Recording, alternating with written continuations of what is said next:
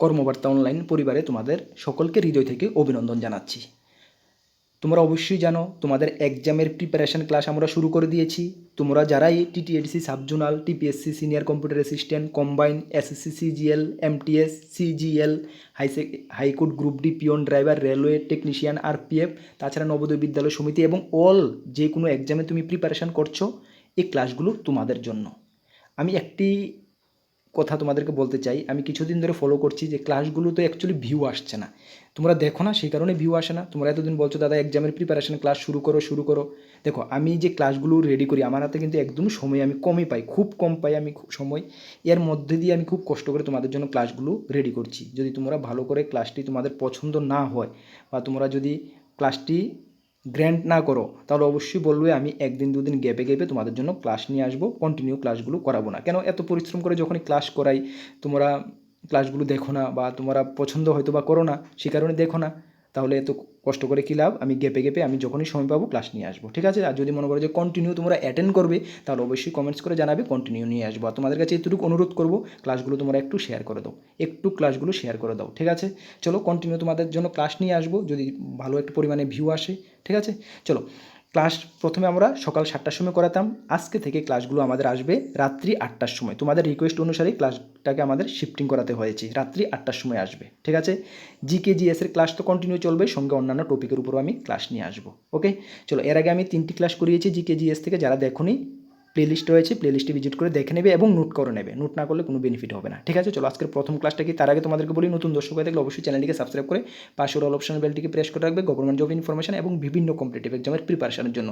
তাছাড়া তোমরা যারাই TTADC subzonal officer, TPSC senior computer assistant, combine, SSC CGL, MTS, high court group D, peon driver, railway technician, RPF, Navodaya বিদ্যালয় সমিতির preparation করছো, তোমাদের জন্য রয়েছে আমাদের কাছে ফুল কমপ্লিট সাজেশন রয়েছে এমসিকিউ আকারে, ইংলিশ বেঙ্গলি দুটোটা ভার্সনে, ঠিক আছে? তোমরা যারাই নিতে চাও এই আমাদের হোয়াটসঅ্যাপ নাম্বার রয়েছে, এই হোয়াটসঅ্যাপ নাম্বারে যোগাযোগ করে তোমরা নিয়ে নেবে। মনে রাখবে এখান থেকে তুমি একটা ভালো রেসপন্স পাবে। কর্মবার্তা অনলাইন সাজেশনের কোয়ালিটি কেমন হয়ে থাকে আশা করি তোমরা সকলেই জানো, ঠিক আছে? ভালো একটা রেসপন্স পেয়ে যাবে। চলো আজকে প্রথম কোশ্চেনটা কি দেখো, সকলে নোট ডাউন করো, নাহলে বেনিফিট হবে না। চলো 1 নম্বর কোশ্চেন, নিম্নলিখিত কালো সোনা কাকে বলা হয়? নিম্নলিখিতদের মধ্যে কালো সোনা, ব্ল্যাক গোল্ড কাকে বলা হয়? কি, যারা ইংলিশ ভার্সন প্রয়োজন ইংলিশ ভার্সনটা দেখে নেবে। কাকে বলা হয়? সঠিক উত্তর হয়ে যাবে কয়লাকে, ঠিক না? আমরা সকলেই জানি কয়লাকে কিন্তু ব্ল্যাক গোল্ড বা কালো সোনা বলা হয়। কেন? কয়লার চাহিদা হিউজ, কয়লার চাহিদা বিশাল পরিমাণে, কয়লার চাহিদা, ঠিক না? সেই কারণে এটাকে ব্ল্যাক গোল্ড বলা হয়, ঠিক আছে? আর তাছাড়া তোমাদের যদি বলা হয় যে উজ্জ্বল সোনা বা সাদা সোনা কাকে বলা হয়, উজ্জ্বল সোনা বা সাদা সোনা কাকে বলা হয়, তাহলে হবে কাপাস। হ্যাঁ, অপশন ডি হবে সঠিক উত্তর। কাপাসকে সাদা সোনা মানে হোয়াইট গোল্ড বা উজ্জ্বল সোনা, ব্রাইট গোল্ডও বলা হয়, ঠিক আছে? এই কোশ্চেনটাও নোট করে রাখো যে ব্ল্যাক গোল্ড কাকে বলা হয় এটা আসবে এমন কোনো কথা নাই, হোয়াইট গোল্ড কাকে বলা হয় এটাও আসতে পারে, ঠিক আছে? আমি কোশ্চেন করাইনি বলকে, টাইপ করে নিয়ে আসিনি বলকে তোমরা নোট করে নেবে এটা না। আমি ক্লাসে যা সাইড এক্সট্রা যা কিছু বলবো, কোশ্চেন যেগুলো আছে সবগুলো তুমি নোট করে নাও। আমি তোমাদেরকে গ্যারান্টি দিতে পারছি এখান থেকে তুমি জিকে জিএস কমন পাবেই। আমাদের এই ক্লাসের টার্গেট হলো 100% জিকে জিএস কমন দেওয়া। আমি প্রিভিয়াস আগে যে ক্লাসগুলো করিয়েছি বিভিন্ন এক্সামে তখনও বলেছিলাম, তখনও আমি কমন দিতে পেরেছি, ঠিক আছে? এখন তোমরা যে এক্সামে বসতে পারছো আমাদের কথা মতো তোমরা করো, 100% তোমরা কমন পেয়ে যাবে, ঠিক আছে? চলো নেক্সট কোশ্চেন আমরা যাচ্ছি। নেক্সট কোশ্চেন দেখো, 2 নম্বর কোশ্চেন, কাঞ্চনজঙ্ঘা জাতীয় উদ্যান কোন রাজ্যে অবস্থিত? কি, কাঞ্চনজঙ্ঘা জাতীয় উদ্যান কোন রাজ্যে অবস্থিত? কি হবে সঠিক উত্তর? যারা জানো কমেন্টস করো, তাহলে কমেন্ট যদি করো তাও তোমাদের এটা রিভিশন হয়ে যাবে, ঠিক না? এক প্রকার রিভিশন তোমাদের হবে, বেনিফিট হবে। সঠিক উত্তর হয়ে যাবে সিকিম, অপশন সি হবে সঠিক উত্তর। কাঞ্চনজঙ্ঘা জাতীয় উদ্যান কোন রাজ্যে অবস্থিত? এটা আমরা সকলে জানি সিকিম রাজ্যে অবস্থিত, ঠিক আছে? যদি বলে সিকিম রাজ্যের কোন নদীর তীরে অবস্থিত, কাঞ্চনজঙ্ঘা জাতীয় উদ্যান কোন নদীর তীরে অবস্থিত যদি কোশ্চেনটা আসে, তাহলে তুমি কি দেবে? তাহলে তুমি দেবে তিস্তা নদীর উপর, তিস্তা নদীর তীরে। হ্যাঁ, তিস্তা নদীর তীরে অবস্থিত। এই কোশ্চেনটা তো এইভাবেও আসতে পারে, ঘুরিয়ে ফিরিয়ে আসতে পারে। সেই জন্য তোমাদেরকে আমি বলি, বিশেষ করে যারা টিটিএডিসি সাবজোনাল এক্সাম দিচ্ছ, মানে একটু অফিসার লেভেলে যারা এক্সাম দিতে যাচ্ছ, একটু হাই লেভেলে টিপিএসসি সিনিয়র কম্পিউটার অ্যাসিস্ট্যান্ট, কোশ্চেনগুলো ঘুরিয়ে ফিরিয়ে আসতে পারে। আসলে তোমাদের কিন্তু দিমাগ থেকে কিছু বের হতে হবে, তোমরা আনসারটা করতে হবে। সেই কারণে আমাদের ক্লাসগুলো যদি তুমি অ্যাটেন্ড করো, তাহলে বিভিন্ন রকম আমি এক্সট্রা সাইট কীভাবে ঘুরিয়ে ফিরিয়ে আসতে পারি এগুলো তোমাদের সঙ্গে ডিসকাস করছি। কোশ্চেনটা যখন তুমি এক্সামে দেখবে তোমাদের মনে পড়ে যাবে। ঠিক আছে, এটাই বেনিফিট ক্লাসের। চলো তাহলে কি বলা হয়েছে, কাঞ্চনজঙ্ঘা জাতীয় উদ্যান কোন রাজ্যে অবস্থিত? আমি বললাম সিকিম রাজ্যে অবস্থিত। যদি কোশ্চেনটা আসছে কাঞ্চনজঙ্ঘা জাতীয় উদ্যান কোন নদীর তীরে অবস্থিত, তাহলে তোমরা কী বলবে? তিস্তা নদীর তীরে অবস্থিত। ঠিক আছে, চলো সিকিম সম্বন্ধে আমরা একটু জানি। সিকিমের রাজধানী কি? আমরা সকলে জানি গ্যাংটক। সিকিমের স্টেট অ্যানিমেল কি? Red panda. হ্যাঁ, স্টেট অ্যানিমেল পান্ডা। রেড পান্ডা হলো সিকিমের স্টেট অ্যানিমেল। ঠিক আছে, আচ্ছা। তাছাড়া তোমাদের এটা তোমরা জানবে যে সিকিমে কোন উপজাতিরা বসবাস করে, এটাও তোমাদের আসতে পারে যে সিকিমে কোন, মানে এইভাবে কোশ্চেনগুলো আসে। যেমন সাপোজ ধরো লিম্বু, লেপসা, এগুলো এই উপজাতিরা কোন রাজ্যে বেশি সংখ্যক দেখতে পাওয়া যায়, এইভাবে কোশ্চেনগুলো আসে কিন্তু। তাহলে লেপসা এবং লিম্বু যদি বলো তাহলে তুমি সিকিম বলবে। হ্যাঁ, যদি বলে যে লেপসা উপজাতি এবং লিম্বু উপজাতির জাতিরা কোন রাজ্যে বসবাস করে বা কোন রাজ্যে তাদেরকে অধিক পরিমাণে দেখতে পাওয়া যায়, এইভাবে কোশ্চেনগুলো আসতে পারে, তাহলে তুমি বলবে সিকিম রাজ্যে। বুঝতে পেরেছ? ওকে, চলো নেক্সট কোশ্চেন দেখো। 3 নম্বর কোশ্চেন, ভারতের কোন রাজ্যে অষ্টমুদি ঝিল অবস্থিত? অষ্টমুদি ঝিল অবস্থিত কোন রাজ্যে? ভারতের কোন রাজ্যে অষ্টমুদি ঝিল অবস্থিত? সঠিক উত্তর হয়ে যাবে কেরল রাজ্যে। কেরলে। হ্যাঁ, কেরলে ভারতের অষ্টমুদি ঝিল অবস্থিত। Most important. ঠিক আছে, একদম ভেরি ভেরি ইম্পর্টেন্ট। ঠিক আছে, আর দেখো তারপর তোমাদের এখান থেকে কোশ্চেন আসে যে কেরলে অষ্টমুদি ঝিল অবস্থিত। তাছাড়া যদি তোমাদেরকে বলে যে পেরিয়ার ঝিল কোন রাজ্যে অবস্থিত, পেরিয়ার ঝিল, তাহলেও কিন্তু তোমাদের কেরলেই হবে। অষ্টমুদি ঝিল এবং পেরিয়ার ঝিল দুটোটাই কিন্তু কেরল রাজ্যে অবস্থিত। ঠিক আছে, আচ্ছা। কেরল রাজ্যকে আর কি, কেরল রাজ্যের মাথায় যখন আসে তখন অটোমেটিক আমাদের মাথায় এসে পড়ে যে সাইলেন্ট ভ্যালি কাকে বলা হয়? কেরলকে। সাইলেন্ট ভ্যালি কাকে বলা হয়? কেরলকে। কেরলের যদি বলে কেরলের একটি ফেমাস নৃত্য আসতে পারে, তোমাদের কোশ্চেন আসে নৃত্য, তাহলে কথাগুলি। হ্যাঁ, কোশ্চেনটা এইভাবে আসে, কথাগুলি কোন রাজ্যের নৃত্য, কথাগুলি কোন রাজ্যের ফেমাস নৃত্য, এগুলো তোমাদেরকে কোশ্চেন আসে, তাহলে বলবে কেরলের ফেমাস নৃত্য হলো কথাগুলি। এবং তোমাদের এখান থেকে আরেকটি কোশ্চেন আসে যে উমান উৎসব কোন রাজ্যের উৎসব, তাহলে সেটা হবে কেরলের উৎসব। তাহলে কেরলের উপরে যে ধরনের এই কোশ্চেনগুলোই আসে তোমাদের এক্সামে। কেরলের প্রধান উৎসব কি? উমান। কেরলের প্রধান নৃত্য কি? কথাগুলি। সাইলেন্ট ভ্যালি কাকে বলা হয়? কেরলকে। পেরিয়ার ঝিল কোন রাজ্যে অবস্থিত? কেরলে। অষ্টমুদি ঝিল কোথায় অবস্থিত? কেরলে। কেরলের উপরে জিওগ্রাফিক্যাল এই কোশ্চেনগুলোই আসে। ঠিক আছে, এখান থেকে যদি কেরলের উপরে আসে এখান থেকে কোশ্চেন আসবে, কারণ বিভিন্ন এক্সামের কোশ্চেনপত্রগুলি থেকে এটাই দেখা গেছে। বুঝতে পারছো? ওকে, ক্লাসটি যদি হেল্পফুল মনে হয় সকলে অবশ্যই একটি করে লাইক করবে। আশা করি না এর থেকে সুন্দর ক্লাস মানে তুমি এত খোঁজাখুঁজি করার পরে পাবে কি না। ঠিক আছে, ক্লাসগুলো রেগুলার অ্যাটেন্ড করো। একদম জিএসের প্রতি তোমার মানে যে ধারণা একদম পুরো কনসেপ্ট ক্লিয়ার হয়ে যাবে। রেগুলার অ্যাটেন্ড করো। আর একটু অনুরোধ করবো, ক্লাসটি শেয়ার করে দাও, সকলে একটু শেয়ার করে দাও তোমাদের সোশ্যাল মিডিয়াতে। চলো 4 নম্বর কোশ্চেন দেখো, ভারতীয় রিজার্ভ ব্যাঙ্ক কবে স্থাপিত হয়? ভারতীয় রিজার্ভ ব্যাঙ্ক, এটা সকলেই তোমরা জানবে, একদম বেসিক কোশ্চেন। ভারতীয় রিজার্ভ ব্যাঙ্ক কবে স্থাপিত হয়? ভারতীয় reserve bank? Yes, 1 April 1935। 1 April 1935 সালে ভারতের রিজার্ভ ব্যাঙ্ক স্থাপিত হয়। কোথায় স্থাপিত হয়? যখন রিজার্ভ ব্যাঙ্ক স্থাপিত হয়েছিল তখন কিন্তু কলকাতায় এটার হেডকোয়ার্টার হয়েছিল, কলকাতায়। এবং পরবর্তী সময়ে এটাকে মুম্বাইতে স্থানান্তর করা হয়েছিল। বর্তমানে এটার হেডকোয়ার্টার কোথায়? মুম্বাইতে। ঠিক আছে, এবং রিজার্ভ ব্যাঙ্ককে 1949 সালে ভারত সরকার ভেবেছিল যে এটাকে জাতীয়করণ করার জন্য, ন্যাশনালাইজড করার জন্য। তাহলে জাতীয়করণ হয়েছিল 1949 সালে, জাতীয়করণ করা হয়েছিল। বর্তমানে হেডকোয়ার্টার কথা বললাম তোমার মুম্বাইতে। তারপর তোমাদের রিজার্ভ ব্যাঙ্কের কথা যেহেতু আসে, আরেকটি কথা বলে দিই, এই কোশ্চেনটা তোমাদের আসে। আমাদের এসবিআই ব্যাঙ্ক তো আমাদের মধ্যে সবচেয়ে বড় ব্যাঙ্ক, পাবলিক সেক্টর ব্যাঙ্কের মধ্যে এসবিআই সবচেয়ে বড় জানি। এসবিআইয়ের উপরে এই কোশ্চেনটা আসে যে এসবিআই ব্যাঙ্কের মানে পূর্বে নাম কী ছিল?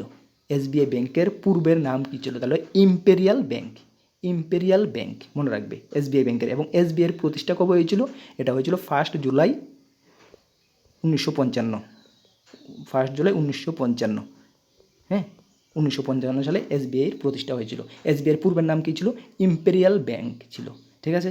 অ্যাকচুয়ালি তিনটি ব্যাংকে মিলিয়ে ইম্পেরিয়াল ব্যাংক করা হয়েছিল এবং ইম্পেরিয়াল ব্যাংক থেকে পরবর্তী সময়ে নাম পরিবর্তন করে এসবিআই করা হয়েছিল, যেটা আমি রিজার্ভ ব্যাংকের উপরে স্টেট কোঅপারেটিভের আগে একটি ক্লাস করিয়েছি, সেখানে আমি ডিটেলসে আলোচনা করেছিলাম। ঠিক আছে, চলো নেক্সট কোশ্চেনটা দেখো। 5 নম্বর কোশ্চেন, ভারতের সবচেয়ে বড় লম্বা নদীর নাম কি? বাহ, সকলেই আমরা জানি, একদম কমন কোশ্চেন, বাট অনেকবার অনেক কম্পিটিটিভ এক্সামে আসে। ভারতের সবচেয়ে বড় লম্বা নদীর নাম কি? কী হবে সঠিক উত্তর? লংগেস্ট রিভার অফ ইন্ডিয়া, জানো? ইয়েস, গঙ্গা। সকলেই আমরা জানি গঙ্গা। গঙ্গা হলো ভারতের সবচেয়ে লংগেস্ট রিভার। ঠিক আছে, অপশন ডি হবে সঠিক উত্তর। তাহলে লংগেস্ট যেহেতু, আমাদের দৈর্ঘ্যটা তো একটু জানার দরকার না নেই? দৈর্ঘ্য কত? 2525, মনে রাখবে একদম 2525 কিলোমিটার। ভারতের সবচেয়ে লংগেস্ট রিভার কি? গঙ্গা রিভার। দৈর্ঘ্য কত?